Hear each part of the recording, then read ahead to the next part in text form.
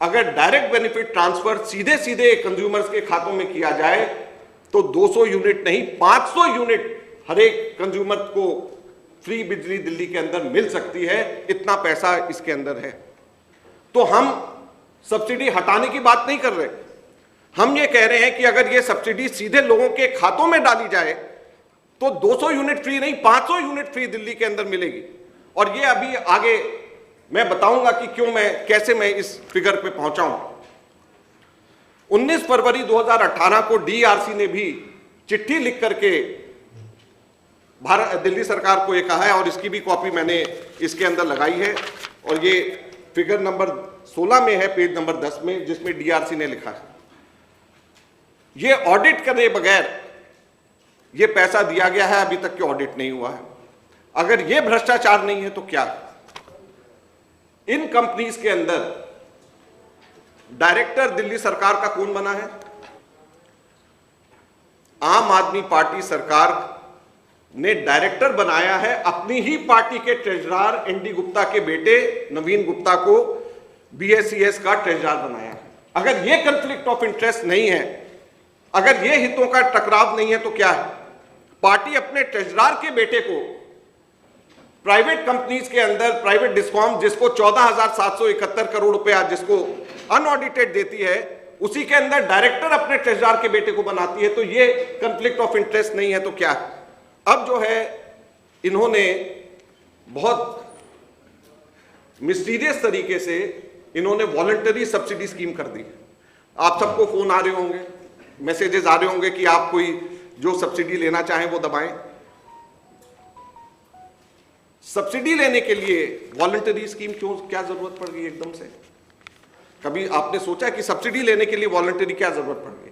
भाई जो ज्यादा इस्तेमाल करता है, पैसे वाले लोग हैं, उनको तो जरूरत नहीं है, लेकिन जो गरीब लोग हैं जिसको सब्सिडी मिलती है और मिलनी भी चाहिए, कोई ऐसा व्यक्ति गरीब व्यक्ति नहीं होगा जिसको सब्सिडी मिलती है जिसने उसके अंदर उसने रजिस्टर नहीं कराया। कोई ऐसा व्यक्ति नहीं हो सकता। मैंने बहुत लोगों से पूछा, अपने वर्कर से और बहुत लोगों से पूछा, कोई ऐसा नहीं। बल्कि जिनको सब्सिडी नहीं भी मिलती है उन लोगों ने भी रजिस्टर करा लिया कि हो सकता है कल को सब्सिडी मिले तो हम लोग उसमें कर जाए। लेकिन जिसको सब्सिडी मिलती है ऐसा एक भी व्यक्ति नहीं हो सकता कि जिसके अंदर सब्सिडी जिसने नहीं लिया। अब बड़ा महत्वपूर्ण प्रश्न उठता है। 58 लाख लोग दिल्ली में डोमेस्टिक कंज्यूमर्स हैं। सिसोदिया जी ने बजट में और आम आदमी पार्टी ने हर जगह के ऊपर ये बोलते थे कि दिल्ली में 90% लोगों को हम दिल्ली के अंदर हम फ्री बिजली दे रहे हैं। 90% उन्होंने बजट के अंदर अपने बकायदा फिगर 90% दिए। तो 90% के हिसाब से 58 लाख डोमेस्टिक कंज्यूमर्स हैं, इसके 90% लगभग 53 लाख बनता है।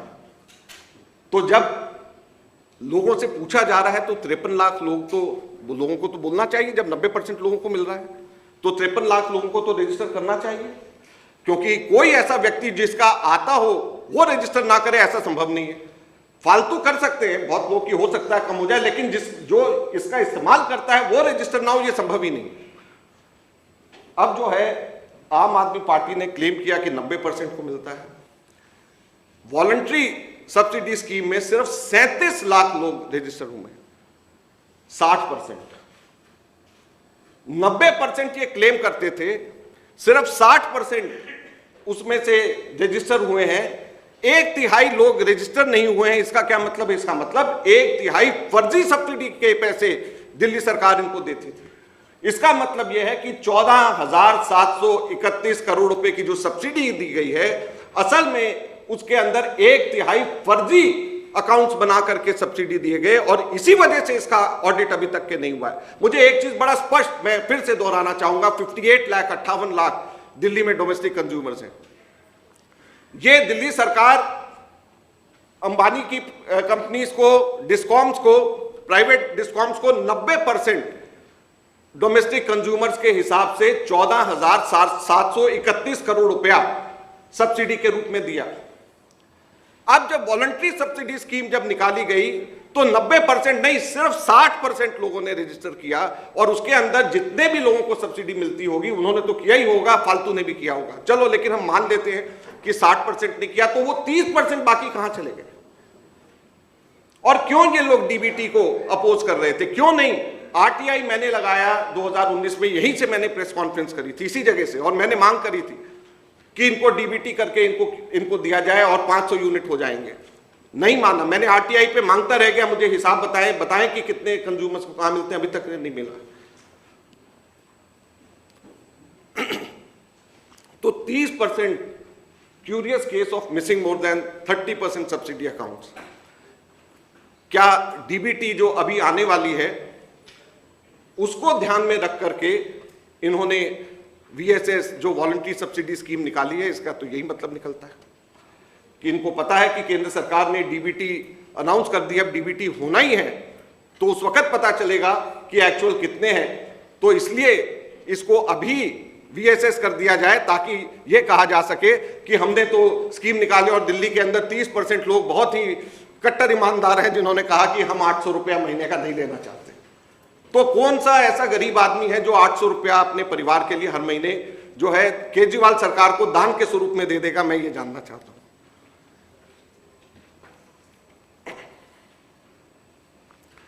अब इतना बड़ा डिफरेंस इंडस्ट्री और कंज्यूमर और दूसरी कैटेगरी में आ गया है और इतनी सब्सिडी डोमेस्टिक में दे रहे हैं, तो उसमें अनऑडिटेड और बगैर चेक करी प्राइवेट कंपनीज ने क्या करना शुरू कर दिया है, उन्होंने टोटल कंज्यूमर कैटेगरी की यूजेज में ही चेंज कर दिया। डोमेस्टिक कंजम्पशन ये कहते हैं 2015 से में 38.25% था, अब बढ़ करके 58.74% हो गया। जब जिसमें सब्सिडी मिल रही है उसका कंजम्पशन बढ़ा दिया। कमर्शियल का 19.40 से घट करके 16.79 और इंडस्ट्रियल का 10.20 रहा है। इसके अंदर दो कारण हैं। एक तो जैसे मैंने कहा कि पहले दिल्ली से बहुत बड़ी स्केल के अंदर इंडस्ट्रीज और ऑफिसेज शिफ्ट हो रहे हैं, तो जाहिर बात है कि कमर्शियल और इंडस्ट्रियल कम हुआ।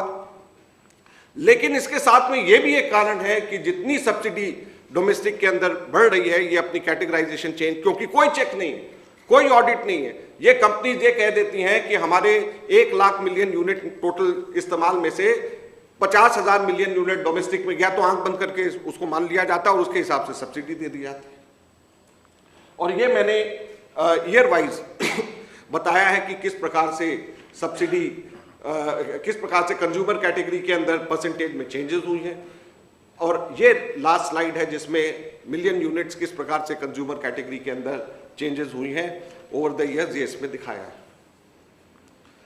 तो ये केजरीवाल साहब की बिजली मॉडल है जिसने बेरोजगारी को जन्म दिया दिल्ली में, जिसने दिल्ली के अंदर व्यापक भ्रष्टाचार, बड़ा स्पष्ट जो है बिजली की सब्सिडी के अंदर 30% मिसिंग, गायब जो बेनिफिशियरीज हैं उनका केस है। और मैं भारत सरकार से, हम लोग कांग्रेस पार्टी ये मांग करती है, इस पे सीबीआई की जांच कराई जाए कि वो 30% कहां गए जिनकी सब्सिडी इन लोगों ने लिया है, जिसके नाम पे सब्सिडी ली गई है, जब केवल 60% लोग ही अगर रजिस्टर अभी हुए हैं। और ये कहते थे कि 90% दिल्ली के अंदर खुद मनीष सिसोदिया का बजट के ऊपर भाषण था कि 90% लोगों को हम सब्सिडी देते हैं। 90% को सब्सिडी आप देते हो, अब जब रजिस्ट्रेशन की बात आई तो केवल 60% लोगों ने कराया। तो ये हिंदुस्तान के अंदर इतना बड़ा स्कैम इन लोगों ने प्राइवेट कंपनीज को अनऑडिटेड पैसे देते हुआ किया, इससे बड़ा भ्रष्टाचार का कोई इवेंट नहीं हो सकता है। बहुत बहुत धन्यवाद।